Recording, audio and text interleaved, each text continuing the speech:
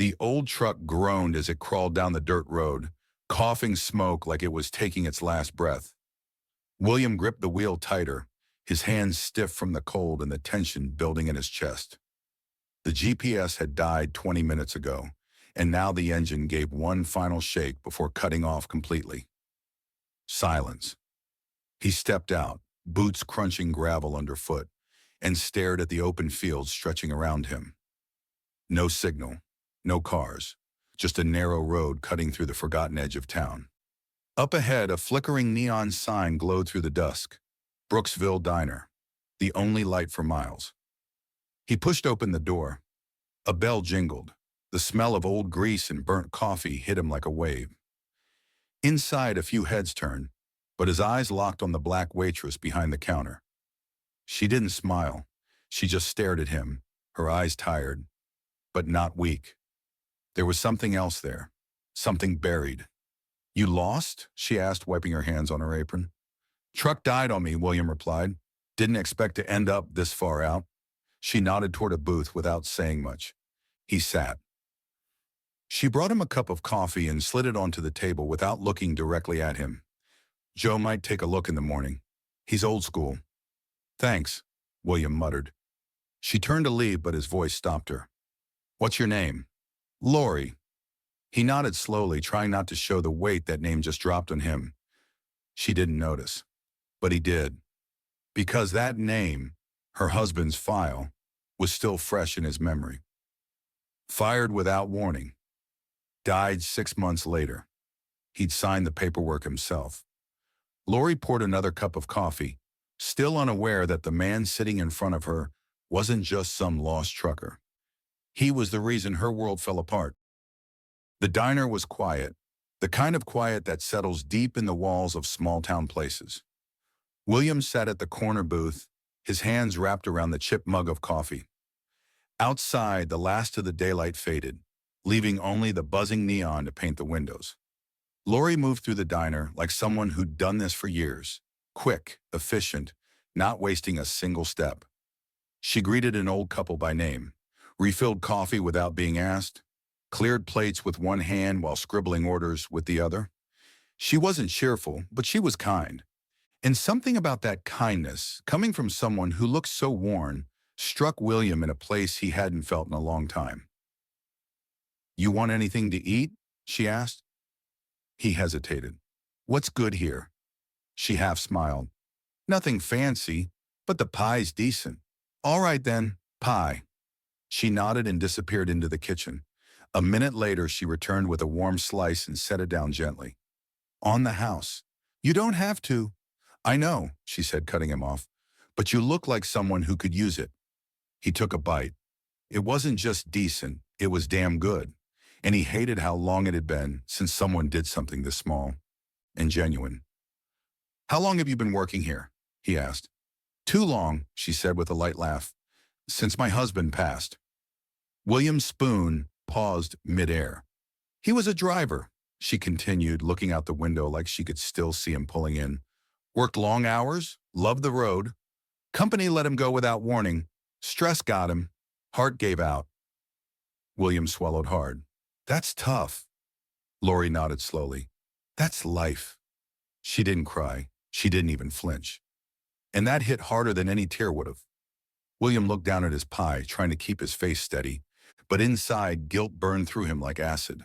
Her story wasn't just tragic. It was familiar, because he remembered exactly how her husband's file had landed on his desk, and how fast he'd signed it. The diner had thinned out. Only a few stragglers remained, sipping coffee and minding their own business. Lori sat across from William now, wiping down the counter, her sleeves pushed up, a tiredness in her eyes that went beyond the night shift. "You always get drivers breaking down out here?" William asked, trying to keep it casual. She chuckled. "Sometimes. Not many stick around to talk, though." He nodded, unsure how to respond. Then she spoke again, quieter this time. "You know, my husband drove for over a decade, never missed a shift, never caused trouble." William looked at her, heart thudding. "One day they fired him, said he missed a checkpoint. No warning, no real proof, just gone." She leaned back, the weight of it pressing on her chest. We tried to fight it, but who listens to people like us? A black man pushing back against a company with lawyers and excuses? It's useless. William said nothing. He couldn't. The guilt was crawling up his throat. He started drinking, Lori continued. Not much at first, just enough to sleep at night. The bills piled up. House was slipping. I was working doubles. Then one day, he just didn't wake up. She didn't cry. She didn't have to. William stared at the coffee in front of him, his jaw clenched so tight it hurt.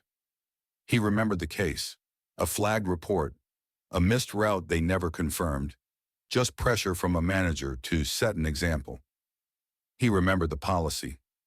His policy. Lori stood up, picking up his empty plate. They don't even remember his name, she said softly, but I live with it every day. William nodded once, slowly. I'm sorry. She didn't respond. She just walked away. The next morning, William was already sitting at the booth when Lori walked in, apron tied, hair pulled back. She handed him a fresh cup of coffee without asking. Didn't think you'd still be here, she said lightly. Didn't think I'd want to be, he replied. She smiled faintly, but her eyes stayed guarded.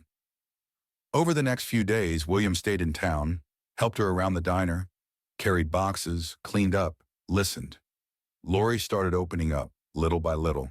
She laughed more, talked about her son, shared her dream of opening a tiny cafe where no one would feel invisible. And William listened, quietly breaking inside. Every night he lay awake in that motel room, staring at the stained ceiling, hearing her voice in his head. Until one morning, he couldn't take it anymore. She was behind the counter, wiping a glass when he walked in. He didn't sit down. Lori, he said, his voice low. She looked up. Yeah? There's something I need to tell you. She paused, sensing the shift in his tone. My name's not Bill, he said. It's William. William Perth. Her hand froze mid-wipe. The silence that followed cut deeper than any scream. As in, Perth Logistics?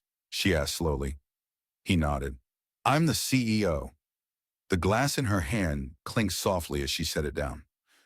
So all this, what was it?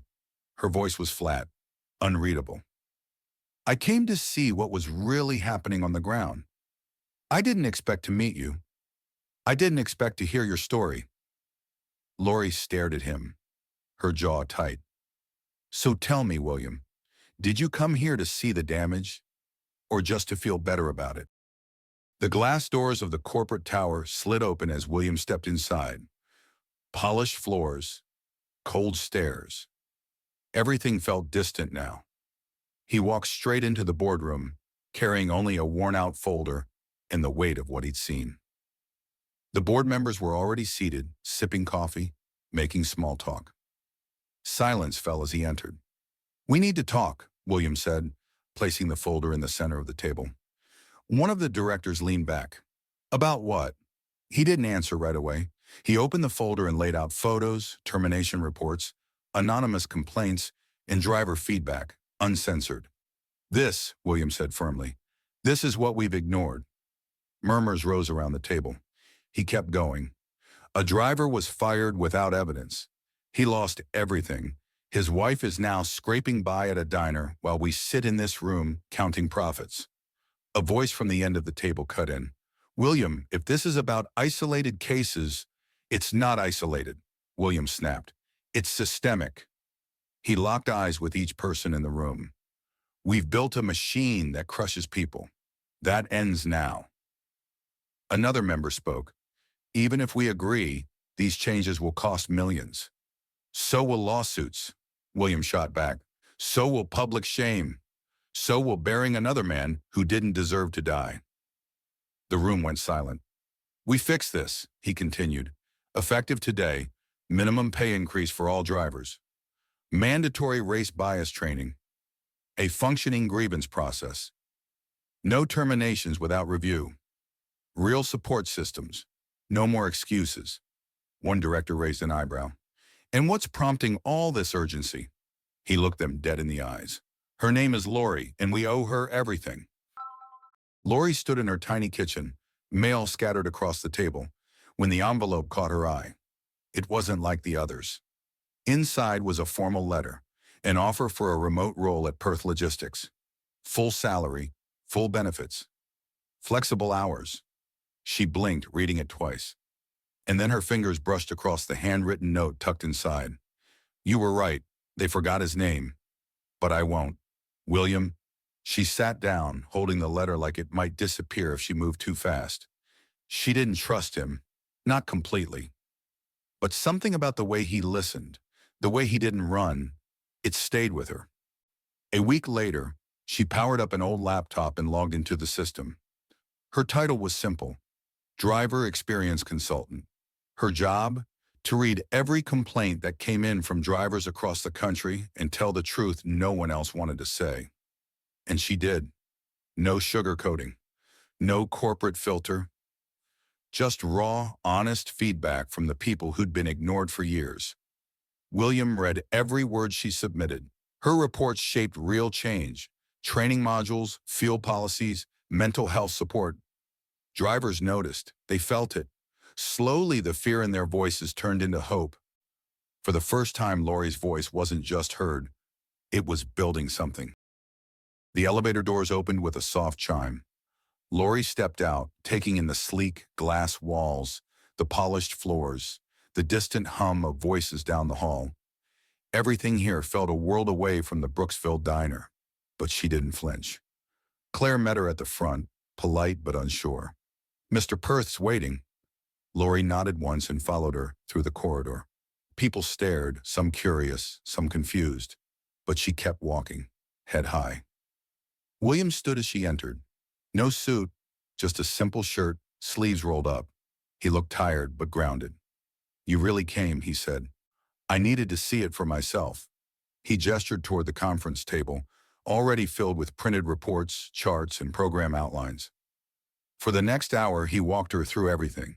The changes, the numbers, the real shifts in culture. Lori listened, asked tough questions, challenged weak points. When it was over, she stood in silence for a moment, her hand resting on the back of the chair. I don't forgive you, she said, voice calm, but I'll be watching. Let's see what you actually do. William nodded. That's fair. She turned to leave but paused at the door. He believed in change, she said softly. You're late, but maybe not too late. She walked out without another word. William stood alone in the quiet.